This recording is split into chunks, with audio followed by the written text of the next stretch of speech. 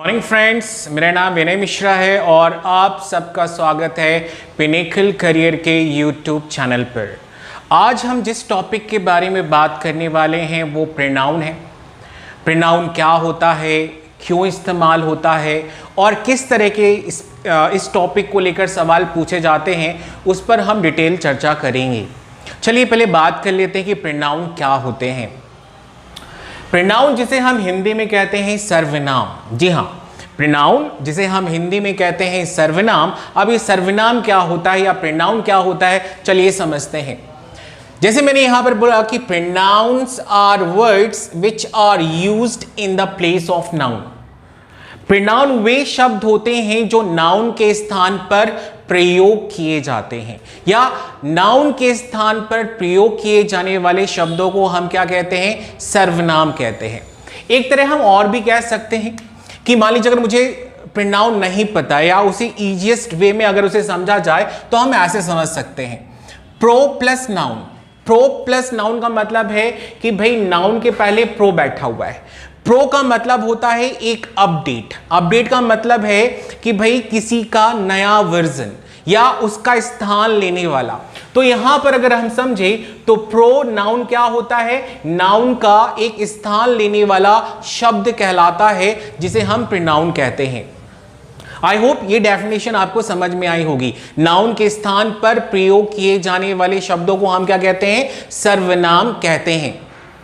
अच्छा, सर्वनाम में हम सबसे पहले जैसे अगर मान के चलें कि प्रोनाउन एक टॉपिक है, उसमें कई काइंड्स होते हैं, कई टाइप्स होते हैं, जिसमें से हम उसका पहला टाइप्स पढ़ने वाले हैं, जिसे हम क्या कह रहे हैं, जिसका नाम है या जिसे कहते हैं पर्सनल प्रोनाउन। पर्सनल प्रोनाउन को हम क्या कहते हैं, पर्सनल प्रोनाउन को अगर हिंदी में बात की जाए तो इसे व्यक्तिवाचक सर्वनाम कहते हैं। जी हाँ, पर्सनल प्रोनाउन को हम क्या कहते हैं, व्यक्तिवाचक सर्वनाम। अब ये सर्वनाम करते क्या हैं, तो यहां पर इसकी डेफिनेशन लिखी गई कि भाई जितने भी हमारे पर्सनल प्रोनाउन हैं विच शोज पर्सन। जितने भी पर्सनल प्रोनाउन होते हैं वो क्या करते हैं, वो कहते हैं कि हम आपको पर्सन्स के बारे में, वाचक सर्वनाम का मतलब है कि ये पर्सन्स के बारे में बताने वाले होंगे। जी हां, अब आपके दिमाग में ये चल रहा होगा कि ये पर्सन्स क्या होते हैं, तो चलिए पर्सन समझते हैं। अगर हम कहें कि इस दुनिया में 3 तरह के लोग होते हैं, इस दुनिया में 3 प्रकार के लोग पाए जाते हैं। अब वो लोग कौन से हैं, चलिए बात करते हैं। जैसे कुछ लोग ऐसे होते हैं जो बोलते हैं, कुछ ऐसे भी लोग होंगे जो सुनता है या सुनते होंगे, और कुछ ऐसे भी होंगे जिनके बारे में हम बात करते हैं। तो इसी को हम क्या बोल रहे हैं, पर्सन्स।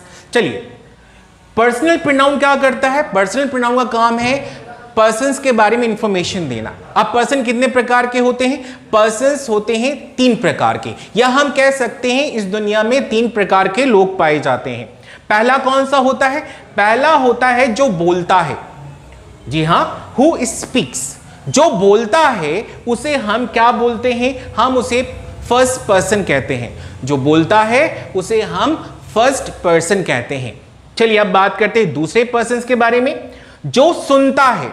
जी हां, जो सुनता है या हु लिसन्स, उसे हम क्या कहेंगे, उसे कहा जाता है सेकंड पर्सन। और अगर हम तीसरे पर्सन की बात करें तो यहां पर बोला गया जिसके बारे में हम बात करते हैं, whom we talk about, उसे हम क्या कहते हैं, थर्ड पर्सन कहते हैं। तो पर्सनल प्रोनाउन का काम क्या हुआ, पर्सनल प्रोनाउन का काम है पर्सन्स के बारे में इंफॉर्मेशन देना। पर्सन्स का मतलब क्या था, पर्सन्स का मतलब ये था कि भाई 3 तरह के लोग होते हैं और 3 तरह के लोगों को पहचानने का तरीका क्या है, तो भाई जो बोलता है हम उसे फर्स्ट पर्सन कहते हैं, जो सुनता है उसे हम सेकंड पर्सन कहते हैं, और जिसके बारे में हम बात करते हैं वो क्या कहलाता है, थर्ड पर्सन कहलाता है। अब हम देखेंगे कि भाई फर्स्ट पर्सन में कौन से प्रोनाउन आते हैं, सेकंड पर्सन में कौन से प्रोनाउन आते हैं और थर्ड पर्सन में कौन से प्रोनाउन इस्तेमाल किए, नाउन में कौन से प्रोनाउन आते हैं। चलिए आते हैं इन्हें समझने के लिए।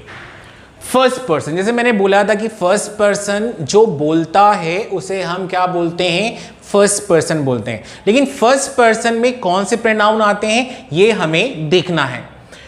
फर्स्ट पर्सन में आता है आई, जो एक क्या है, जो एक सब्जेक्ट के रूप में इस्तेमाल होता है, या जिसे हम क्या बोलते हैं, सब्जेक्टिव केस भी कहते हैं। आई एक सब्जेक्ट है और आई का मतलब क्या होता है, मैं होता है। अब आपके दिमाग में चल रहा होगा कि भाई ये सब्जेक्ट क्या होता है या सब्जेक्टिव केस क्या होता है। अगर इसी आसान भाषा में समझा जाए कि व्हाट इज सब्जेक्ट, तो हम कह सकते हैं कि सब्जेक्ट का मतलब क्या होता है। सब्जेक्ट का मतलब है कि ऐसा शब्द या ऐसा प्रोनाउन जो क्या करता हो, वाक्य की शुरुआत करता हो। वाक्य की शुरुआत करने वाला क्या कहलाता है, सब्जेक्ट कहलाता है। तो आई क्या है, एक सब्जेक्ट है और जिसका मतलब होता है मैं। आई यहां पर किस रूप में काम कर रहा है, एक सिंगुलर के रूप में काम करेगा। इसी तरह आई का जो प्लूरल फॉर्म होता है जिसे हम क्या बोलते हैं, वी, और वी का मतलब क्या होता है, हम।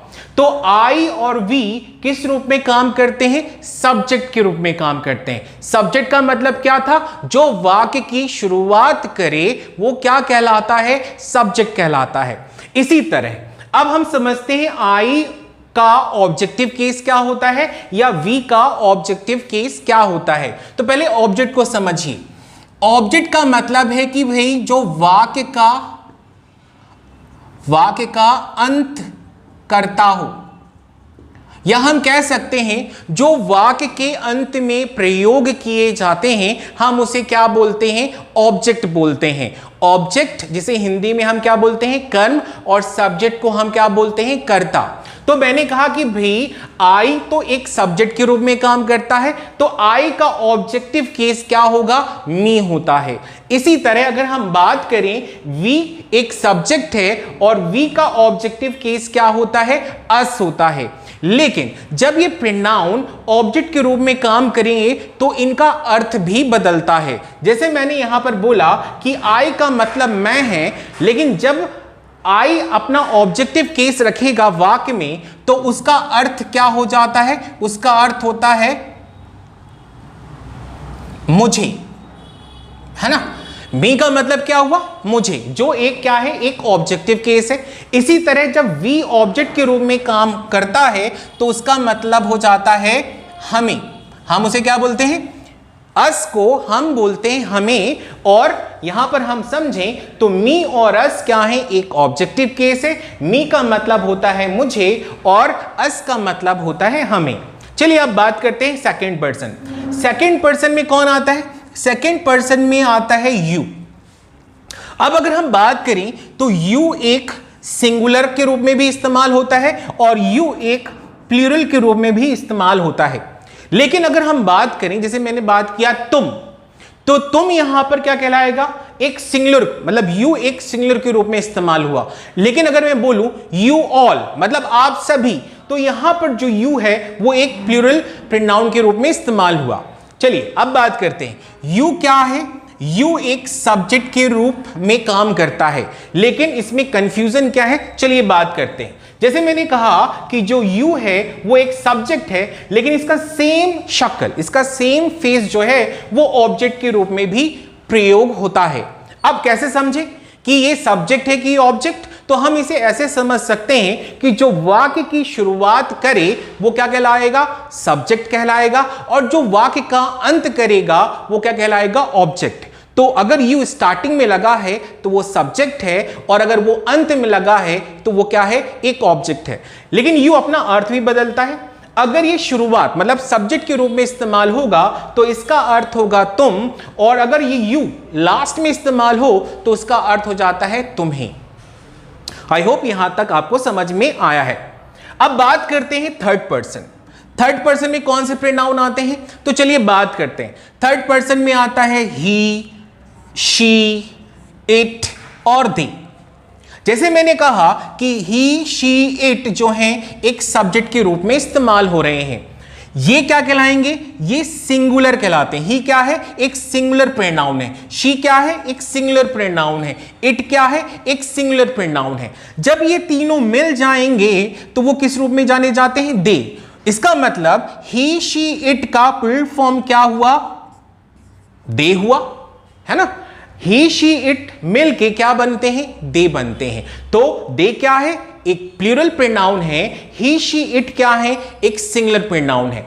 ही शी इट और दे का प्रयोग एक सब्जेक्ट के रूप में किया जाता है, जहां पर ही का मतलब वह, शी का मतलब वह, इट का मतलब भी वह रहा। लेकिन इनका इस्तेमाल हम जेंडर के अनुसार करते हैं। मान लीजिए कोई मेल है और वो सिंगुलर है, मतलब एक है, तो मैं उसे क्या बोलूंगा, ही बोलूंगा।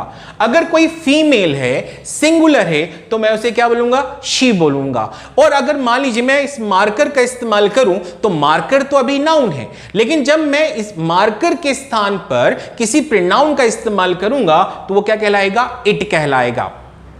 जब मार्कर की संख्या क्या हो जाए, ज्यादा हो जाए, मान लीजिए मैंने 2 मार्कर ले लिए, तो अब ये 2 मार्कर क्या कहलाएंगे, दे कहलाएंगे। अब दे का इस्तेमाल जैसे मैंने आपको बोला कि ये प्लूरल के लिए इस्तेमाल किया जाता है। ही शी इट का फुल फॉर्म क्या होता है, दे होता है। मतलब मार्कर की संख्या यहां पर एक से ज्यादा है तो मैं इन्हें क्या बोलूंगा, दे आर मार्कर्स। अब चलिए बात करते हैं, ही का ऑब्जेक्टिव केस क्या होता है, हिम होता है, जिसका अर्थ उसे होता है।